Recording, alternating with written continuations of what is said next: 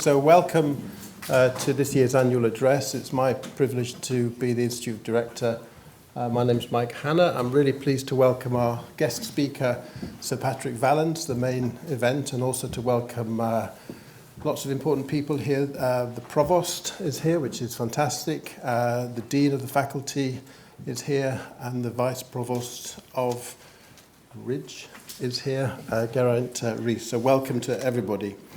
So traditionally, I just give a bit of an overview of the last 12 months at the Institute. And of course, 21 and 22 were really dominated by COVID. And this is a picture of when the Provost first arrived in the midst of COVID, and there was nobody outside at UCL. Of course, it's been great over the past year. We've got much more back to normal. And I just want to begin by really thanking all staff, students, colleagues at the Institute for incredible work they've done over this past 12 months, some of which I'll show you over the next 10 or 15 minutes. I particularly want to thank Helen Crutzen, the Institute Manager. We've got a great team of Institute deputies with specific roles. We have really great professional services teams and departmental managers, and they really underpin the success of the Institute that I'm going to outline to you today. We also get great support from Alan and all the faculty office team, and it's been really good. I think this was strengthened during COVID actually, but it's continued. The close working across the faculty is really strong. So during COVID, many of the PIs at the Institute did pivot and made significant contributions to many different aspects of COVID, both in terms of research and contributing to membership, for example, of the Independent SAGE Committee. And one of the strengths of Queen Square is the sort of clinical academic linkage. And this paper was published really quite early on in the pandemic, describing the clinical, radiological and laboratory findings in COVID-related neurological disease. And it's turned out to be remarkably accurate. And as you can see, was highly cited, was very widely publicised. So I think this was an important contribution from Queen Square. Thanks to very hard work from Selina Ray, this year we've got our fancy brochure, which is online, our annual review. And for those of you with cameras, you can get the QR code and go and sort of investigate all of the different things that we're doing at the Institute in great detail. So thank you, Selina, for doing that. So just a few facts and figures. So almost 2,000 peer-reviewed publications in the last 12 months.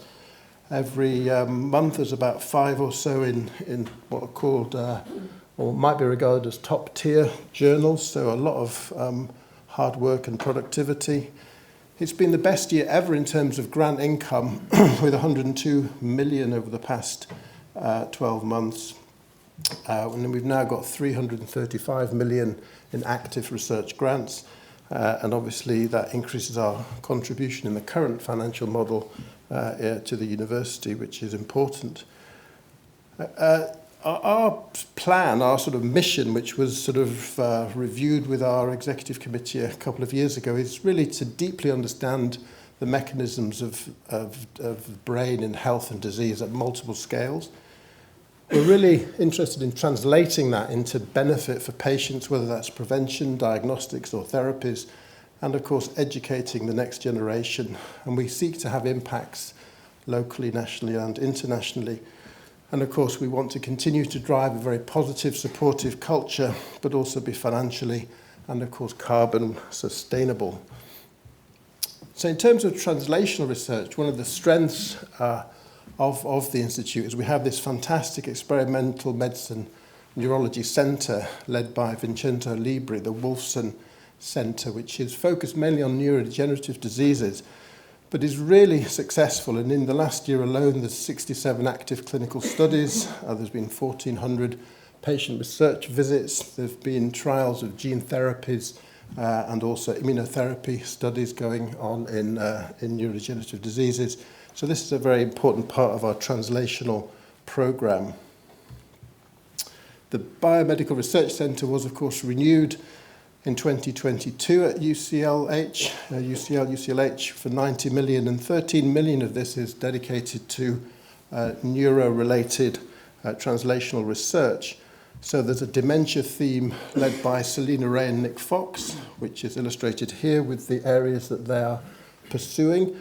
And there is a so-called translational neuroscience theme led by Olga Ciccarelli. And this focuses across actually 7 different disease areas, focusing on therapeutics, data science, and technologies in terms of translation. There's a very strong history of genetic research at the Institute, and in recent years, many PIs have actually been moving to preclinical genetic therapy development, as illustrated here. And indeed, we've moved into some gene therapy trials in the Leonard Wolfson unit. And an important development in the last 12 months is we've set up a dedicated gene therapy accelerator led by Francesco Montoni, and this is a cross-faculty initiative. It links also with ICH and is designed to add expertise in AAV biology and also antisense biology that can support PIs interested in this area, ultimately with being able to progress more preclinical work and ultimately to therapies.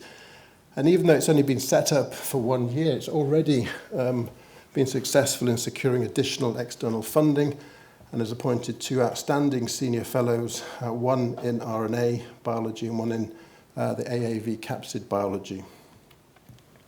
Another really important joint development between UCL and UCLH, and within UCL and UCLH links neuroscience, cancer and hearing, is a clear plan now to develop an advanced therapy research pharmacy. This is really important so that we can respond to the increasing approaches we're getting from a whole range of different pharma companies to develop clinical trials with gene therapies and other advanced therapies. And I'm really grateful to Jat, the UCLH chief pharmacist, and Laura Churchwood, director of strategy, for driving this forward. It's hopefully going to open in 2024, be a fantastic resource. It's funded through funds from UCLH, and that will hopefully open in the sort of mid part of 2024, and there'll be an additional strong part of our translational strategy. There are many partners to thank, particularly the ones illustrated here. We have really close relationship with the hospitals, as you all know, and we're really grateful and value that partnership highly. The hospital launched its Queen Square strategy yesterday for the next few years, and research is a central part of that strategy. I want to thank Alan and colleagues in the university for their strong support, and the links with the other colleagues in this slide are also really, really important.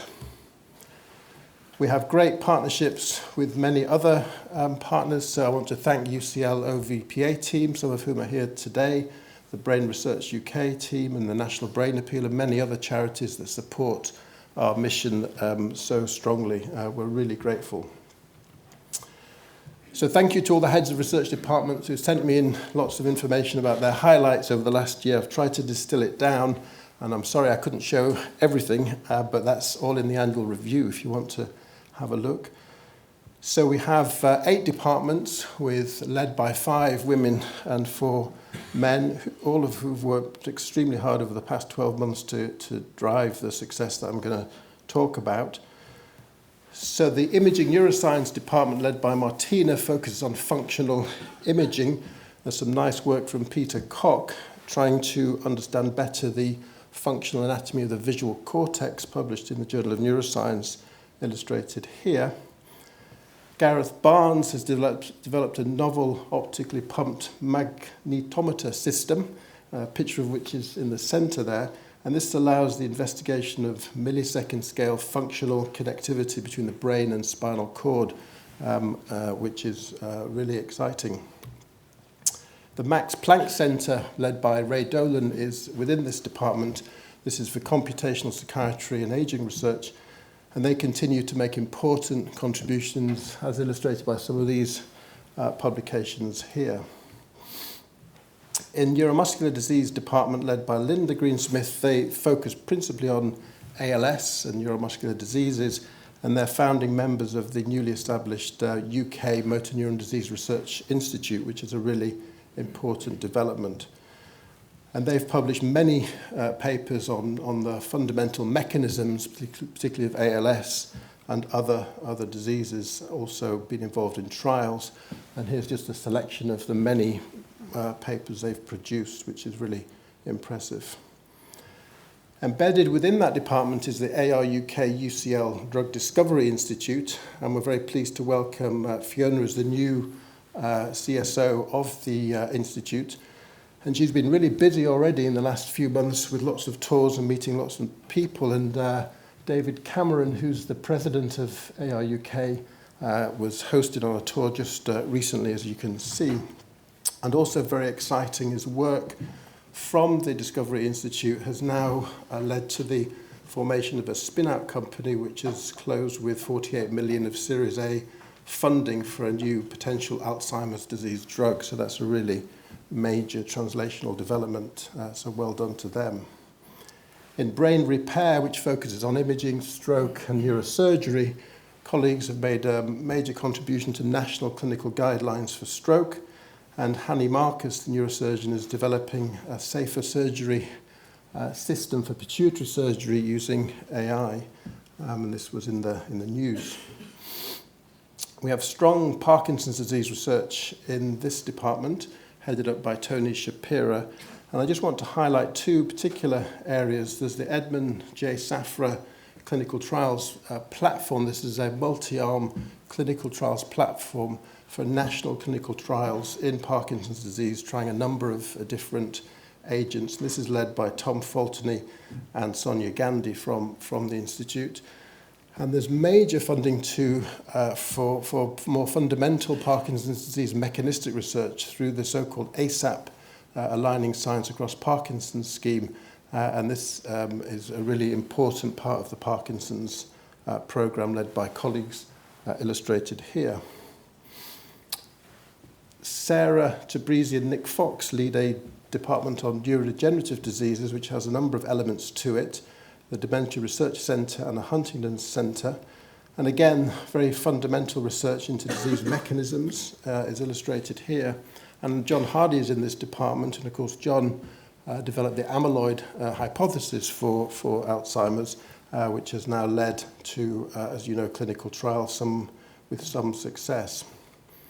And Sarah's leads the Huntington's team, and they have many different programs, including in gene therapy for Huntington's, with some of the upcoming trials listed here.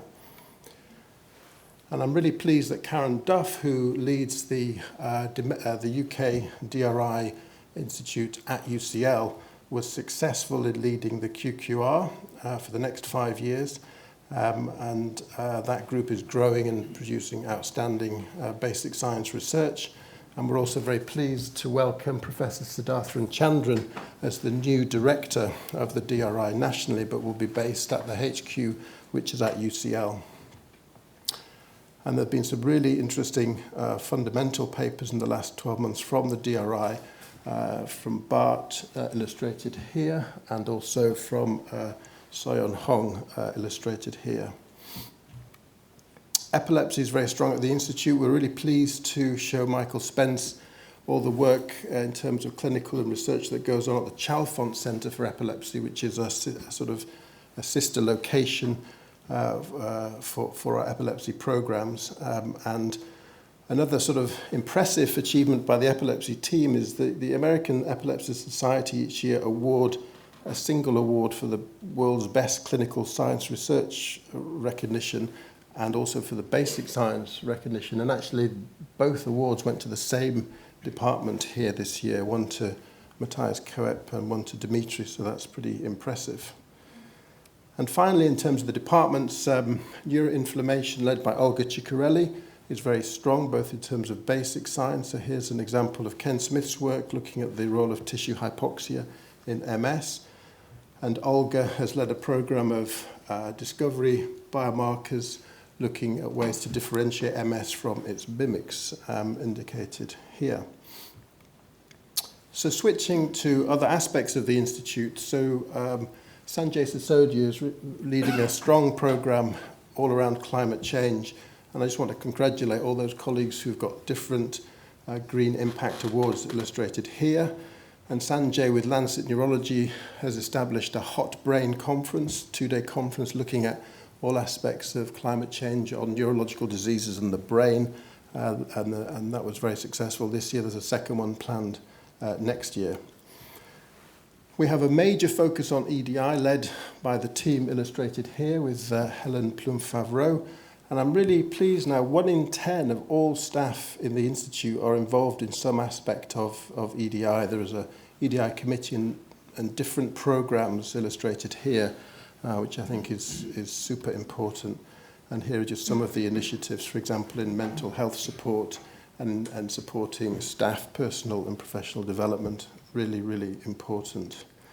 So I've just got 4 or 5 slides on promotions. There was a 100% success rate this year in promotions. So I want to congratulate all colleagues who've been promoted. I won't read out all the names, but I'll go through the slides. So this is at the level of research fellow. So well done to all these colleagues. The level of senior research fellow, all these colleagues. The level of professor. So well done to all of these. And also other senior promotions illustrated here. So it's a really major achievement to be promoted at UCL. So congratulations to all of them.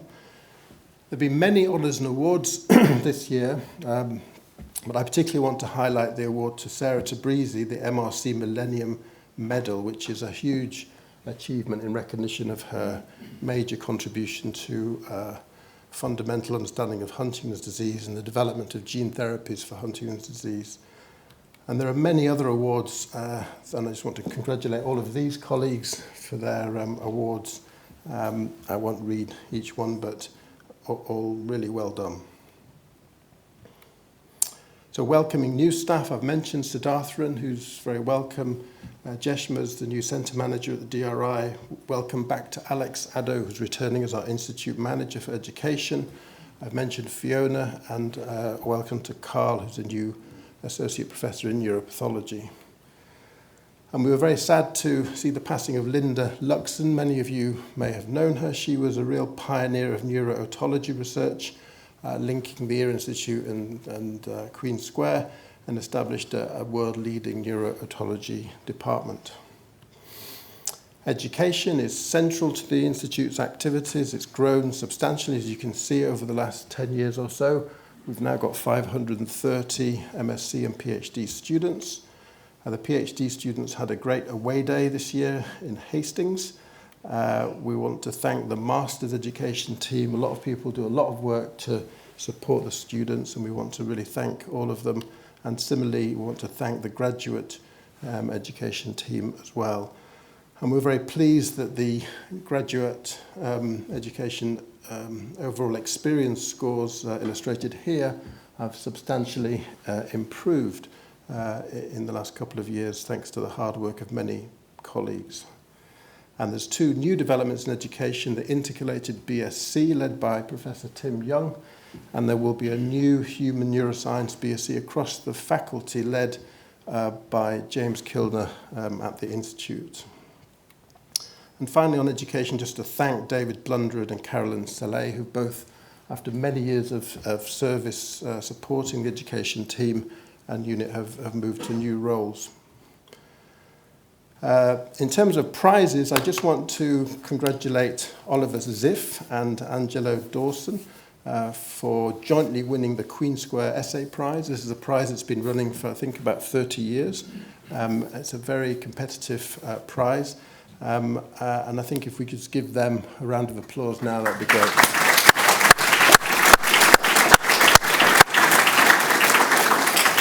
I think Oliver's just here. Angelo couldn't make it, but Oliver's here, so it was great. So finally, I can't do an annual address without telling you a bit about the building. It began as a drawing that me and Alan sort of thought up in 2011, and it looks like after 14 years it's going to happen, and it's very exciting. So we talk about the dual hub. So at the Gray's Inn Road building, That'll be mainly where all our wet lab research will take place, but there will be clinical services there, joint with the hospital, and there will be the headquarters for the DRI. But at Queen Square, we'll continue with predominantly clinical research, and so we talk about this dual hub arrangement. It's moved on very quickly. I want to thank Alan, the sponsor of the whole project, and obviously David Howard and the massive team involved. This is the beginning of the big dig, which began in November 21. This is the burial of the time capsule, which took place in May 22. That's Helen, top right, with Selena. Is that Selena? No, not Selena. That's Helen anyway. Burying the time capsule, so that's great. And then the Provost and the Chair of Council led a really nice day, the topping out ceremony, just in May of this year. And I got a spanner, which was great. So there's some reward for doing this. And then this is the progress. It's rising up out of the ground. It's in the ground a long time, but suddenly it all sort of rises up, and it's really exciting to see it actually happening. So as I say, it's a partnership, the UCLH patient services, outpatients and MRI, all of the UCL wet lab, ION and DRI wet lab scientists, and the DRI national headquarters will be in the building. And this is the diagram that the team have come up with to emphasize translational research, discovery research, and clinical care all together. And it will be a completely new way of working. We keep telling everybody this, and we want to get the message across. There's going to be core facilities, core technologies, which will be state-of-the-art, that all investigators will have access to, and they're listed here. And so just some more artists' impressions of the new building.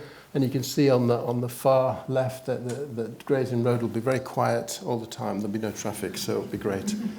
And I just thought, just to end, it's worth looking back to look forward. So I just thought it was quite interesting that 34 years after UCL was founded, the Chandler sisters strong-armed the Lord Mayor of London to get some rich people to raise the huge amount of £8,000 to found the National Hospital for the paralysed and the epileptic, it was originally called. About 100 years after it was formed, the medical committee of the hospital decided they should set up a separate linked research institute for neurology, which they called the Institute of Neurology, and that was established in 1950. 27 years later, they built this building, and although you may not think this now, this was absolutely state-of-the-art. This was the biggest dedicated neuroscience neurology building in Europe at the time, so it was a major achievement. How they got planning permission for it is another question. But I just thought I would make the point that it is quite remarkable the amount of innovation and the impact this building, what's happened in this building and immediate surrounding buildings has achieved. And I don't think it's I don't think it's exaggerating to say this has affected millions of people, families and patients globally over the last 46 years. I've just got 5 examples. So the concept of the ischemic penumbra was established, I think, on the 7th floor of this building. This is fundamental to the principle of thrombolysis. Thrombolysis has been given to millions of patients worldwide and saved many lives and reduced disability after stroke. It's generally accepted that the whole field of clinical neurogenetics was founded at Queen Square principally by Anita Harding.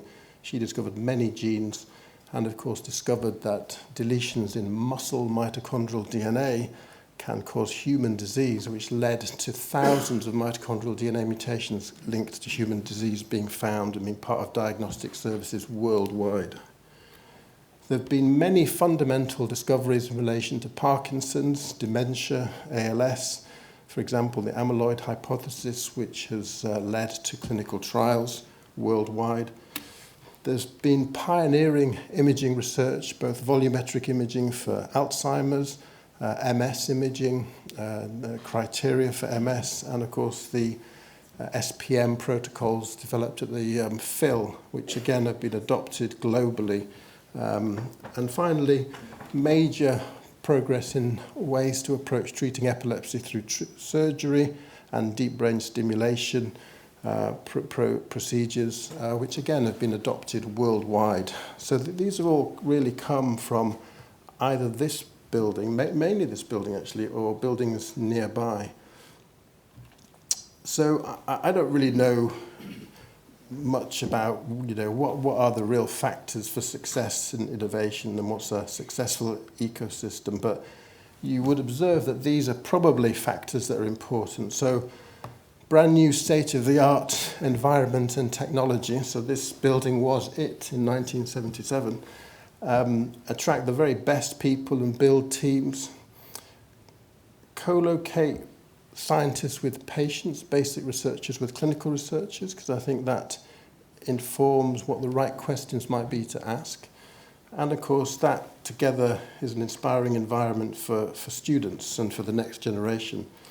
I really believe that is what we are creating with this dual hub and the new building at Gray's Inn Road. So it's really, really exciting.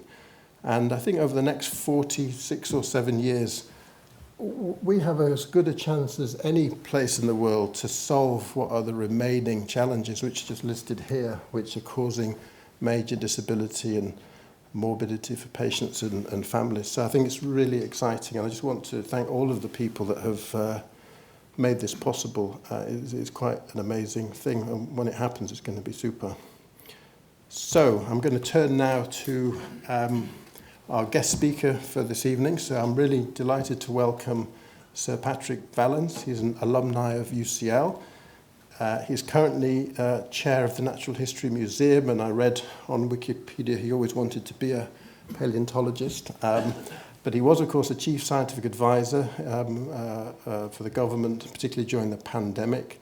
And he's going to speak to us about why governments need science. So maybe you could all welcome Patrick, that'd be great.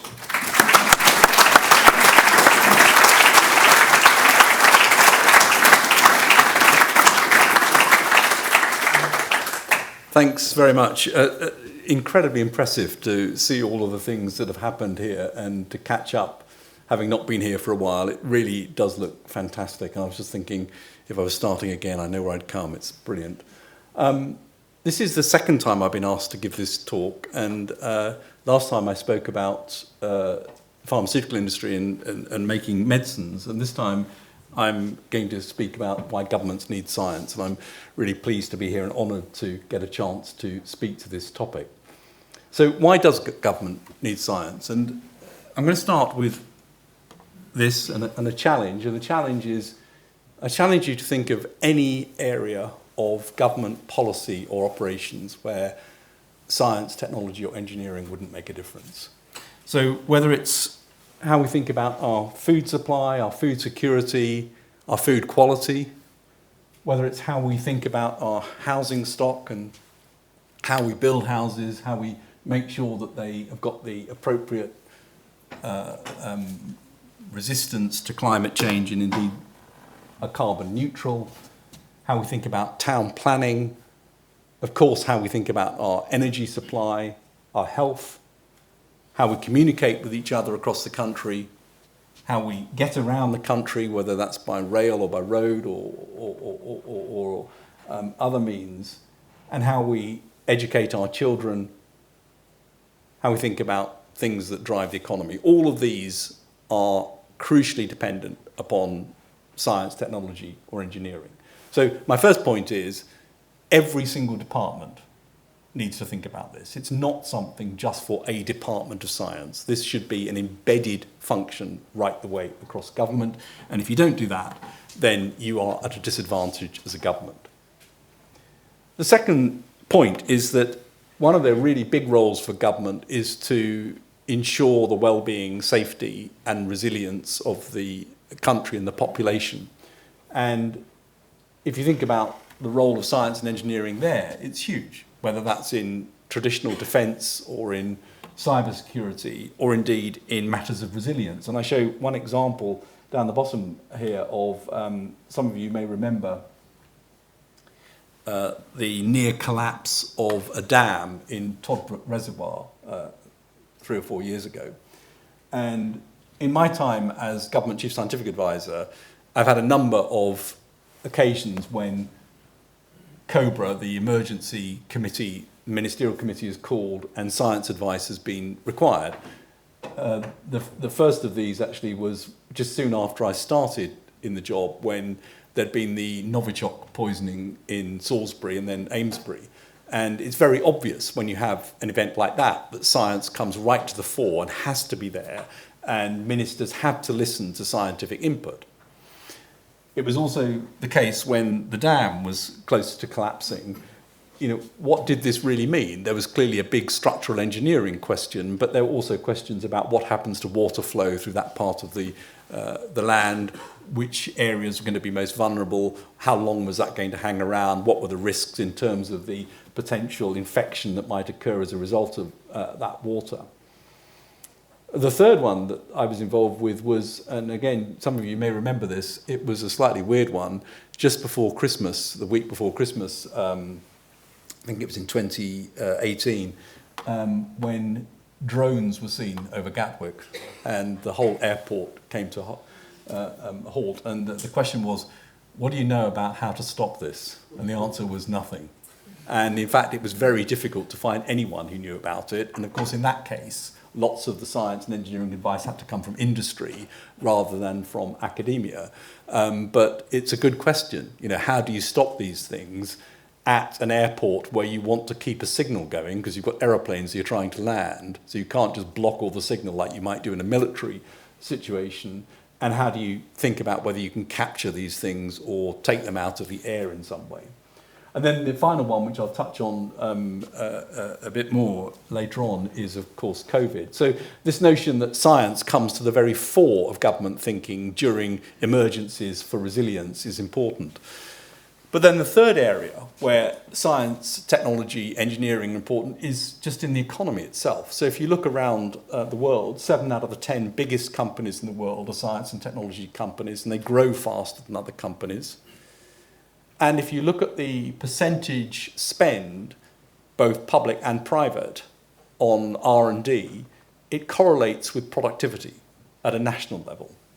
So if you're good at R&D and you're good at applying your science and technology, your economy will grow faster than if you're not. And certainly in a country like the UK, we have to be good at it if we want to get economic growth. So if you accept the argument that this is relevant to every single department, and it's relevant particularly, of course, when you have emergencies, but it's also relevant to the economy and the success that that brings and all the things that then occur if you do have a successful economy, you must draw the conclusion that this is something that government ought to be good at. And so before I started my job as Chief Scientific Advisor, I decided to ask that question of Gus O'Donnell, who was a previous Cabinet Secretary. And what he said to me was, well, it's sort of good in parts. There are times when it comes to the fore, such as the emergencies, and there are some places where it's good, and there are some institutions associated with government which have good science in it, but it's not embedded. It's not part of government in the way, for example, economics is. And he said, you should think about trying to get this as embedded in government as economics is, because it would change how government works. I met him again recently, and I said, I remember asking you this question and you giving me that advice. And he said, oh yeah, I remember something as well. He said, you asked me a question. I said, oh, did I? What was that? He said, you asked me, is it important to know how to deal with media in this job? And he said, I said to you, no, not important at all. So he was far from infallible, is all I can say. But let's come back to this question of is government good at it? And in 2019, we undertook a review trying to address this question called the Science Capability Review. And that found a number of things. It found that science budgets in departments had decreased. So in some departments, pretty dramatically, the science budget had been slashed over the previous decade, In some it had been protected, but overall it had decreased. And it's a classic picture of cutting the thing that actually is the least likely to be relevant in the next 2 weeks or 3 weeks, but unbelievably important long term. Most departments didn't really have a clear model of science leadership. In other words, how were they going to get science into the department? How were they going to organise that? There were reduced resources for people, and the so-called public sector research establishments, so the labs which are part of the government system, so whether that's the Met Office in Exeter or the Government Defence and Security Lab in Porton Down, or many of the ones dotted around on agriculture and fisheries and other things, those had, some of them did very well and some of them didn't. So there was no coherent way of looking at those laboratory facilities in government. But more striking, and really, I think, an important observation, was when we looked at the FAST stream, which is the graduate intake stream, and you've already seen from what Mike was talking about, how important that the way you look after talent coming into an organisation is. So when we looked at the FAST stream, we found out of 1,200 on the graduate intake scheme, 24 were on a science and engineering stream. That's pretty shocking, but even more shocking than that, when we looked at the generalist scheme, so this is people who come in to do all sorts of sort of policy training jobs across government, and these will be the future permanent secretaries, the people who are leading departments for the country. 45 of them out of 400 had a STEM degree. 45, so roughly 11%. That means that the entire civil service was essentially made up of people who are arts and humanities graduates. Now, you need those people for sure, but it can't possibly be right to have 10 or 11% of them with a STEM degree only. So this was something that I think did make people sit up and take notice, and I think things are better now. So there's now a target this year to get 50% of the graduate scheme with a STEM degree. The notion that science and technology is crucial to how government works is now embedded in the government reform agenda.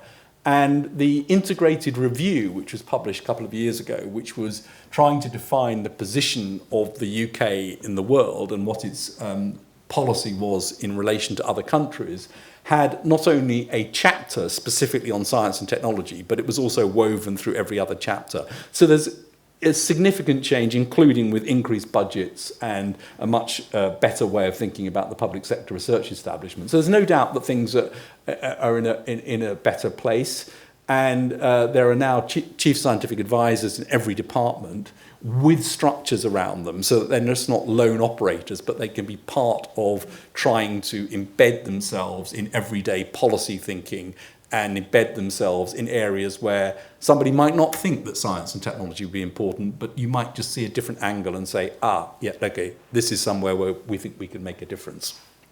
So I would say government has improved, but there's still quite a long way to go. And of course, the ability of government to use science is not just dependent upon the science that takes place inside government.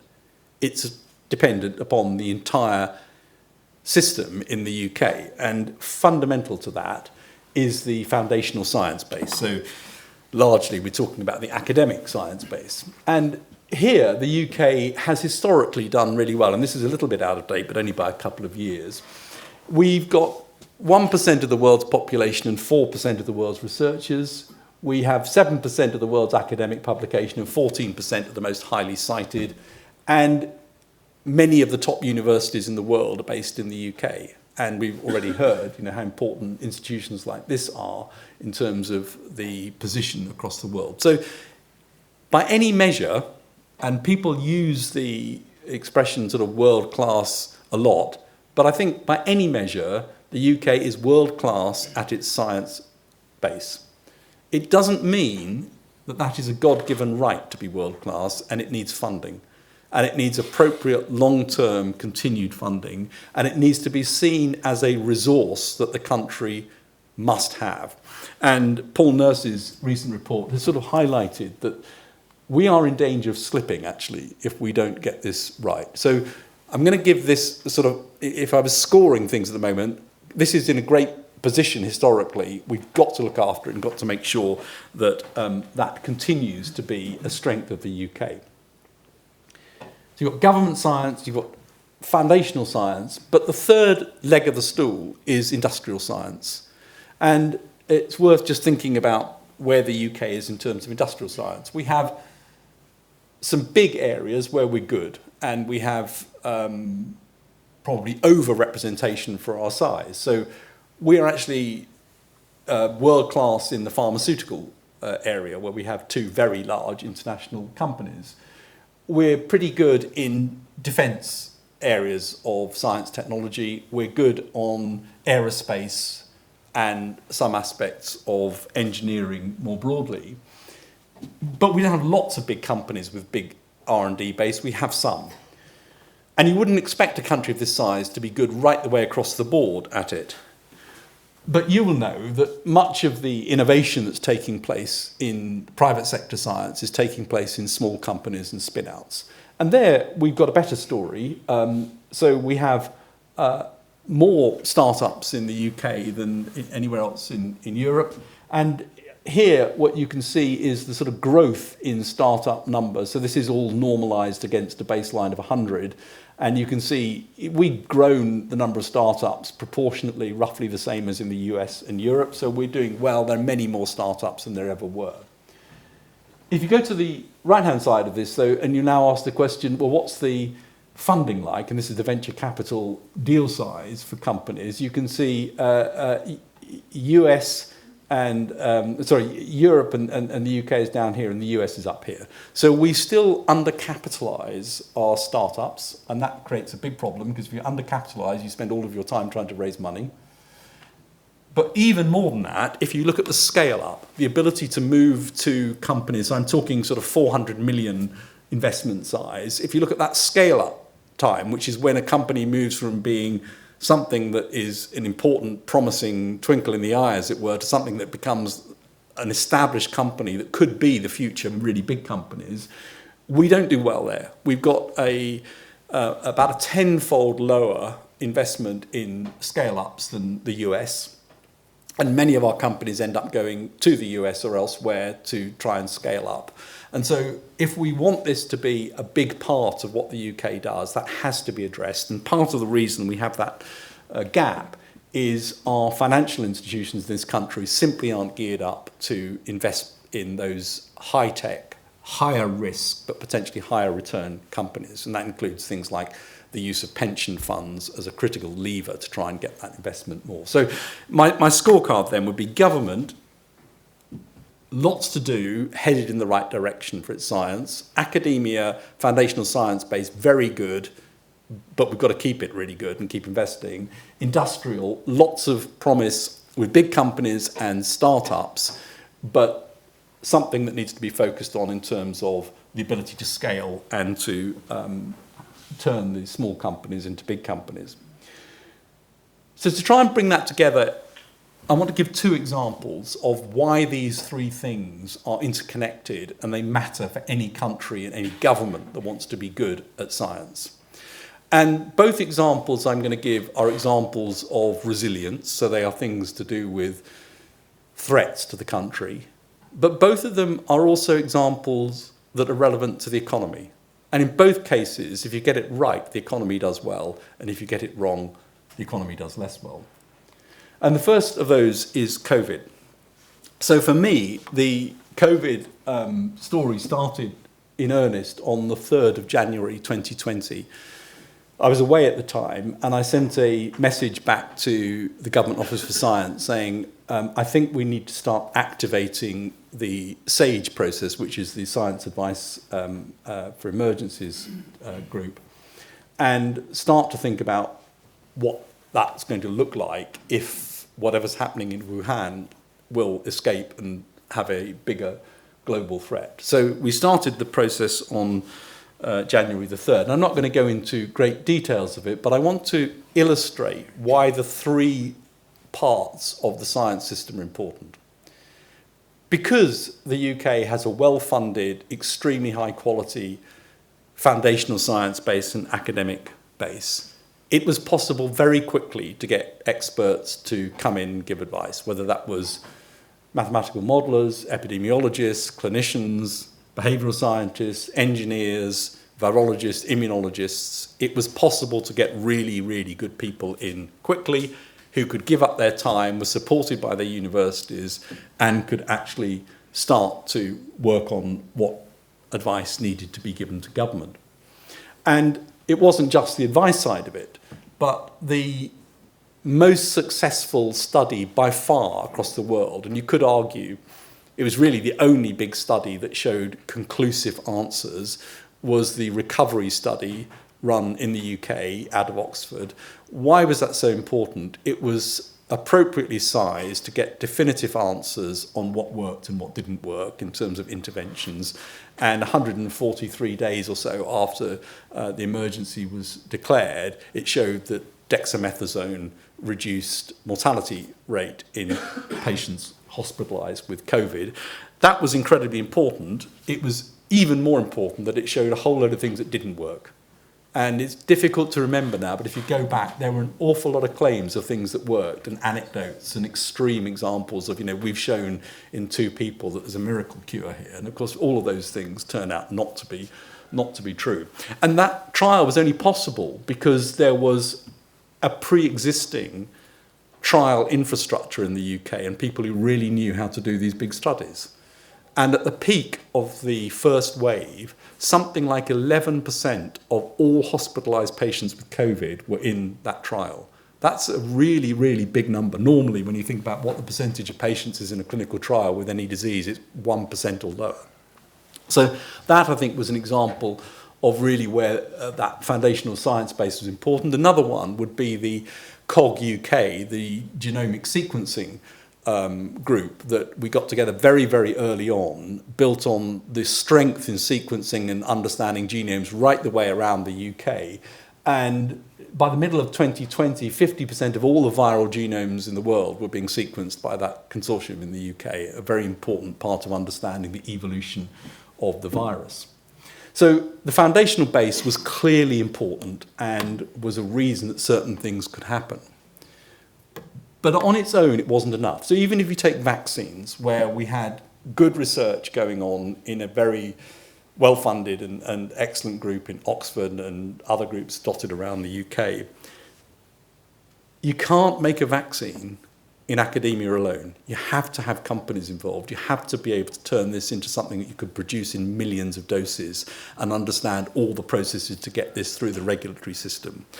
And it was only because we had big pharmaceutical companies in the country with skilled workforce and people who could actually make this happen that it was possible to take the Oxford vaccine and turn it into a product.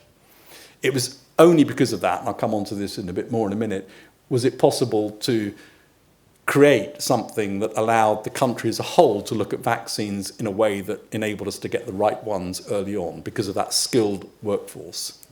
The same is true in therapeutics. It's also worth reflecting on the inverse of that, which is we haven't got a diagnostics industry of any size in the UK. There are no major companies.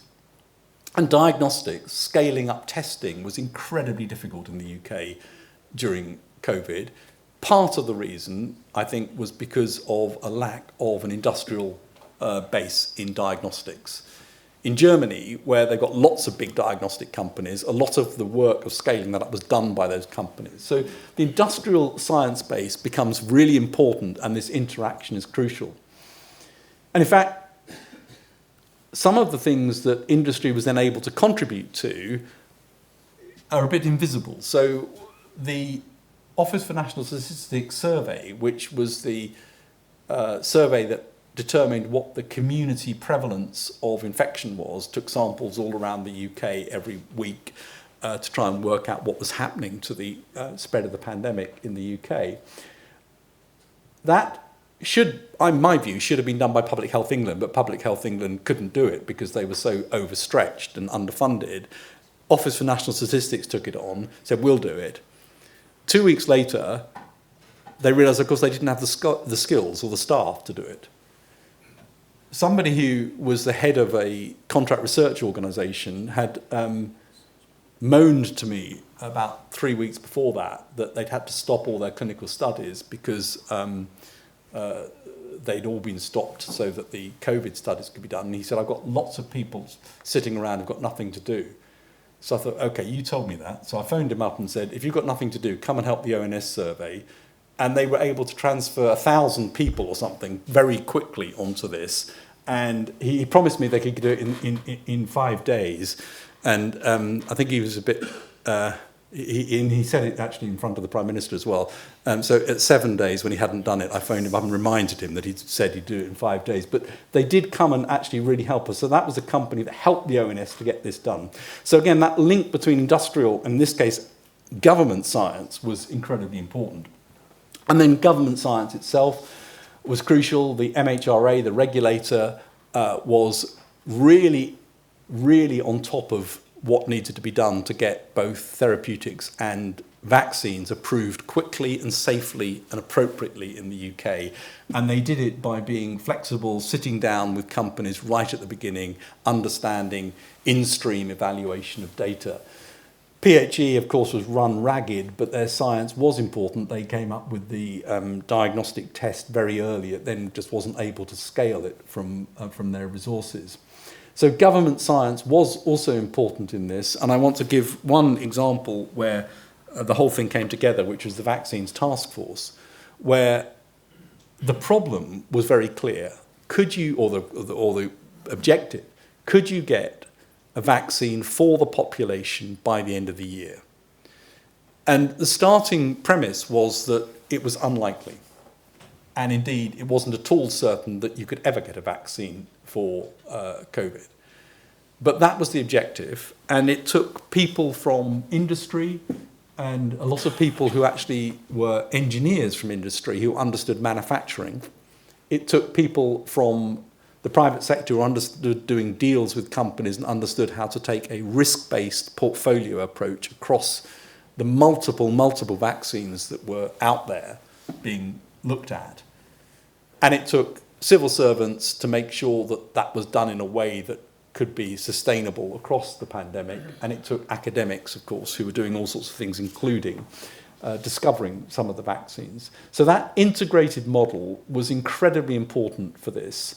And the reason I think the UK did well in vaccines was we took an approach that said, you can't just view this as a procurement problem.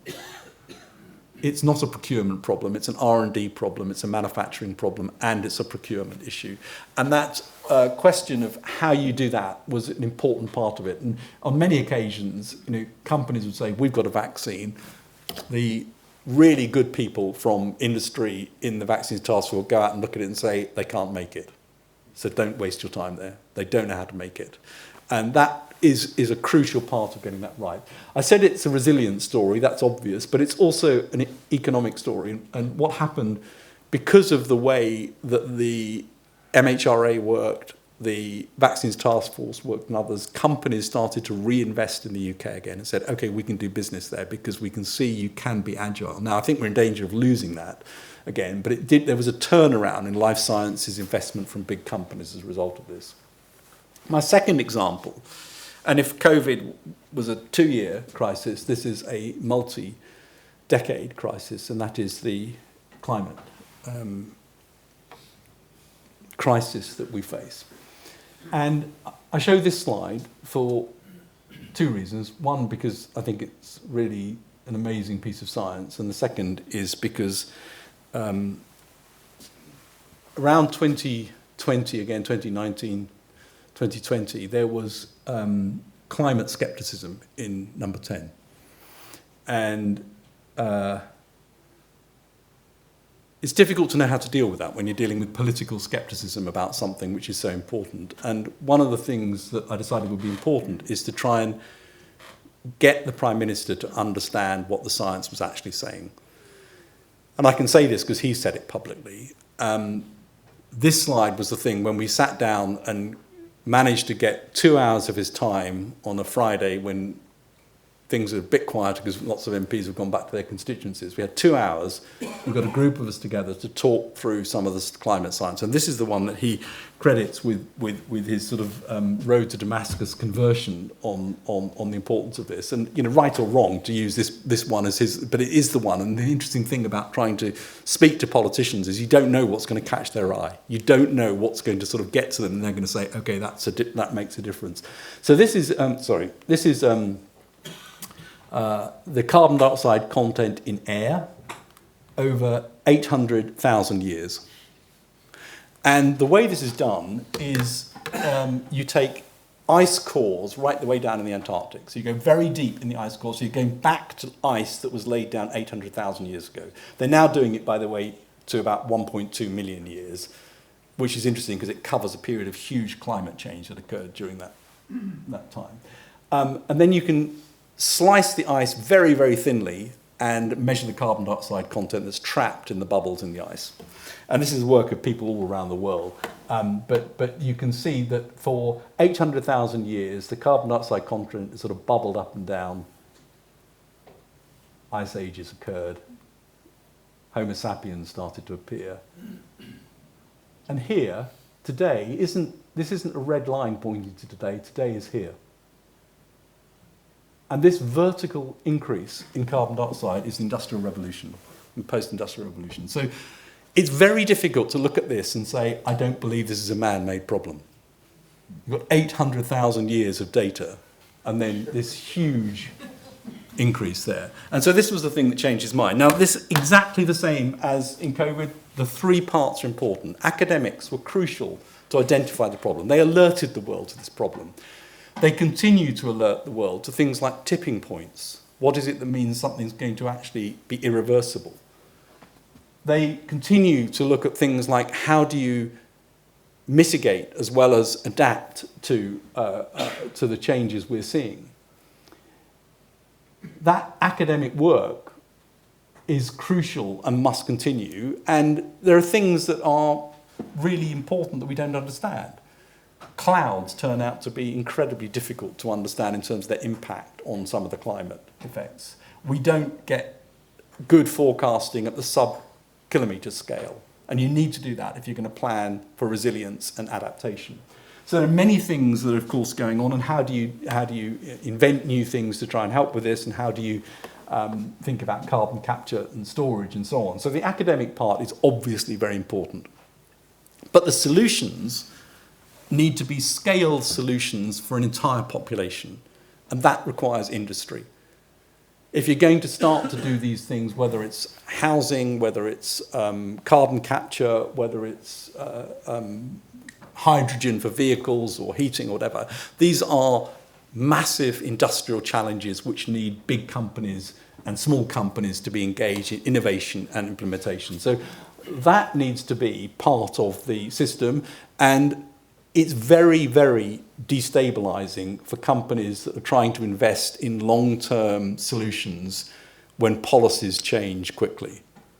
So if policies suddenly change that we're no longer going to do something, or dates change, companies who've been investing assuming there's going to be some procurement pull at the end of it will suddenly say, I can't invest anymore there. And so stability of policy choice relating to the science becomes important. And government science is important for all sorts of reasons. This is a systems problem. It's a systems engineering problem. You can't solve each bit on its own. You have to look at the whole thing. So there needs to be a systems engineering approach in government. There needs to be big-scale demonstrators. That's the sort of thing only government can do. And there are some areas of the research that up until now only government's been able to do, such as trying to look at solutions which I think will be well beyond 2050, so things like nuclear fusion. If you want that, that's got to be a government-funded thing. Now companies are beginning to think about it, but up until now it's been government-funded. So those 3 things become crucially important again here. So what this means to me is that if you want to be a sort of modern economy and a successful country and a safe and secure country, then this idea that science is something for only one department and only one minister is obviously wrong, or something that's off to one side. It has to be a prime ministerially led activity. And government, certainly in this country, only really works when the prime minister shows that he or she is interested in something. And so it has to be a prime ministerially led national science and technology approach, and I'm pleased to say there is now a National Science and Technology Council chaired by the Prime Minister. That does give a big signal. It brings ministers around the table. And it needs to cover all of these things. You can't pick them off one at a time. We need to make choices. What is it that we think is really important for the country and we mustn't neglect?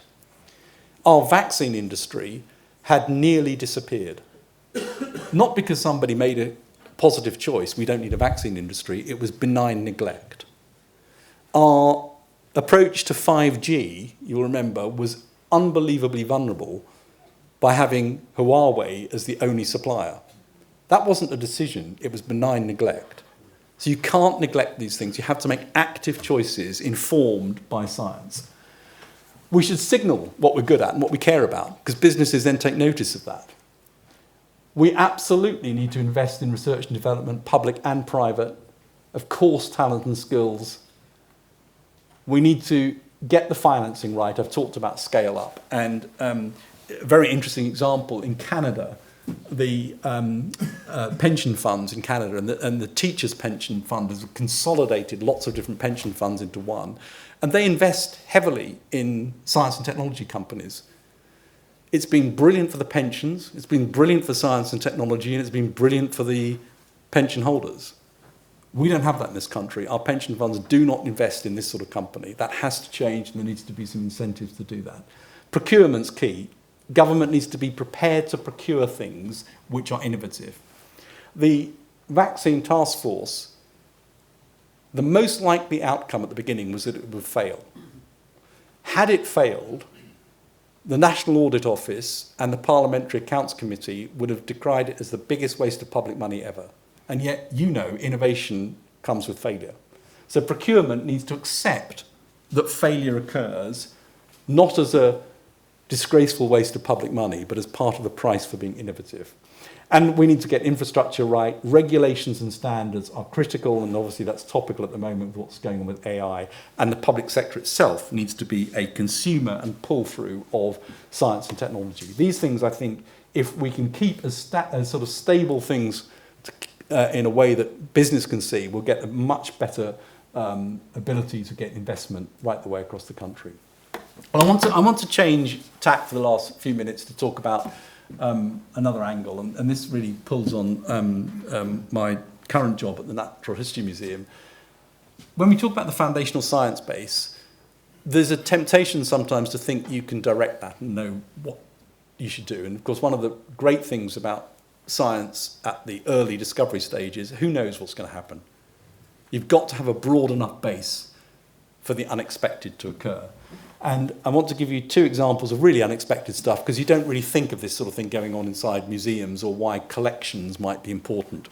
So this is a bat, and it's a very old bat, and the museum has got bats going back a couple of hundred years. And so have other museums around the world. I was really surprised when the keeper of the bat collection told me that you can collect RNA from a bat that's been stored for a very long time. And a group in France, first of all, detected coronavirus in a stored bat from 100 years ago.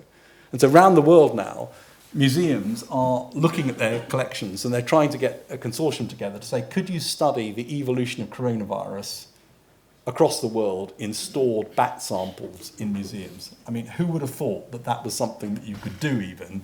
And this is, I think, going to be an interesting project. And then on the right-hand side was a more recent one that I met a group from the museum who'd been to on an expedition to the Clarion-Clipperton Zone, which is a very deep part of the Pacific Ocean. And the reason they're there is they're trying to document the biodiversity in this area, which is really unknown. And so 80% of the things they find there are previously undescribed species, 80%. So we know very little about what's going on there, and people are proposing to do deep sea mining there. So the reason that this is being mapped is to say, well, hang on a minute, we don't even know what's there yet. And if mining does go ahead, we'll need to be in a position to understand what the impact of that is on a very fragile biodiversity. But they showed me this thing that they brought back, and it was a sort of white sponge about the size of my fist with this sort of 6 spikes coming out of it, spicules coming out of it. And I said, what are they? And they said, glass. I said, what do you mean they're glass? And they said, well, these sponges make glass at 4,000 meters depth. And it turns out, and some of you will know this, but I didn't, turns out that using calcium carbonate is energetically very inefficient below about 3,000 meters depth, where you've not got much light or energy, and using silica is much better. And so they use silica to make essentially glass structures. And the most extreme example of this is something called the Venus flower basket, which if you ever look it up on Google, you see these amazing glass structures these things make. But they make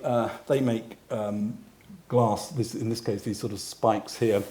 And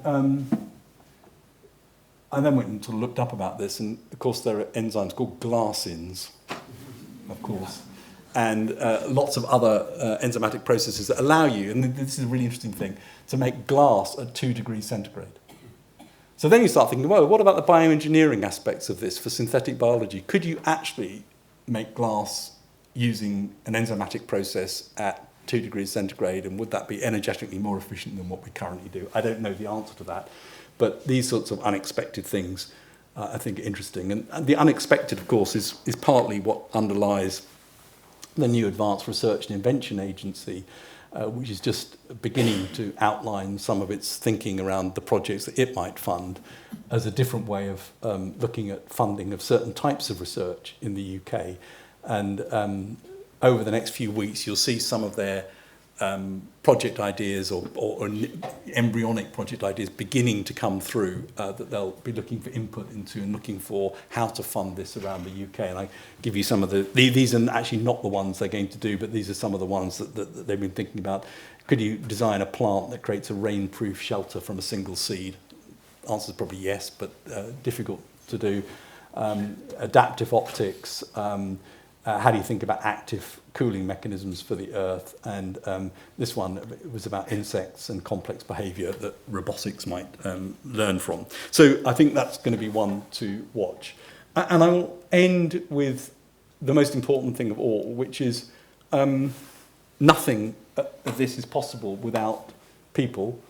And one of the things that we absolutely need to do is to make sure that in science, whether it's in government, in academia, in industry, is appropriately diverse in how we think about recruiting people, training people, and getting to the teams that we need. And given that all the problems that we tackle are unbelievably difficult, and by definition we don't know the answers, you're not going to do it with a monolithic team where everyone looks the same, comes from the same background, has exactly the same training. And so the notion that diversity and inclusion is some sort of nice to have on the side, or something that's done for reasons of satisfying a requirement somewhere, is completely wrong. I mean, the reason we do it is because you can't do this stuff without having diverse teams, and so it's a crucial part of it. And I noticed that was something, Mike, that you stressed in your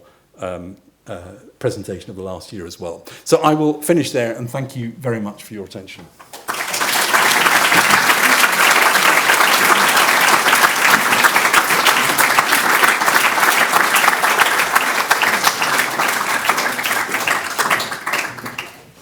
Well, look, thank you very much, Sir Patrick. It's my great honour to offer the vote of thanks on behalf of both the Institute and the University more generally. It's poor form usually to, when you offer a vote of thanks, to point to what it is that the speaker didn't talk about, but that's precisely what I'm going to do. So, of course, Sir Patrick talked about the importance of science, and that goes without thinking. Science touches everything that the government does, just as everything that we do. And we know how incredibly important it is to this country. We have lousy weather, we have no natural resources, we have almost nothing going for us, except extraordinarily clever and well-trained people, and a remarkable scientific tradition, particularly when that term is understood in the broadest sense. This is our great export, our great contribution to the world. So science is important. Tick, I got that. We're part of an important and complex ecosystem where each of us have to do our bit. And that's what we've been working on a lot over the last couple of years in UCL, how we reach out to partners across science and industry, across government and industry more effectively than we have been. And that requires for us a whole set of new ways of thinking. What does it look like to start with the problems that other people set? What does it look like to get other people involved in finding solutions to those problems? What does it look like to be, as I spend my life in Whitehall and Westminster saying, McKinsey without the price tag, here to solve your problems, but to do that in a way that is deeply engaged? What does it look like to work with people like the Lord Mayor on how you release some of the lazy capital in the city to think about financing the kind of innovation that you were talking about, Sir Patrick? We're really up for the challenge of being a part of that complex ecosystem that you talked about. So what is it that I think was missing? And it was simply this, that in that context in which we not only face crises that have a certain sort of organising logic of their own, but need science to impact on, and scientific understanding to impact on just about everything government does.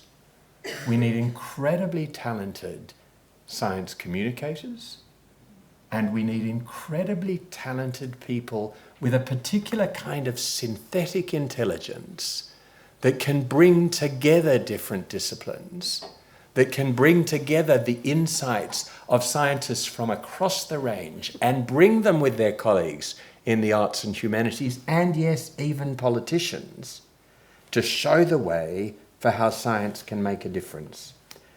And so, Patrick, we are incredibly lucky, and proud, I have to say, to count you as a UCL alumnus, but incredibly lucky that at an important moment in our nation's history, we had somebody with precisely that capacity, precisely that extraordinary synthetic intelligence that can bring together the insights of different disciplines and communicate effectively both with government and with people more generally.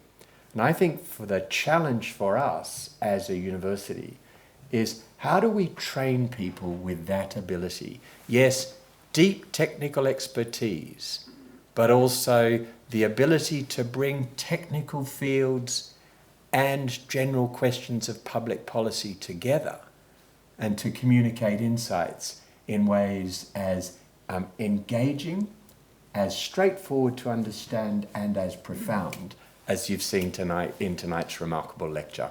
So thank you very much for all you've done, he says humbly, for the country over your time as Chief Government Scientist before and after, and thank you for an incredibly stimulating lecture this evening.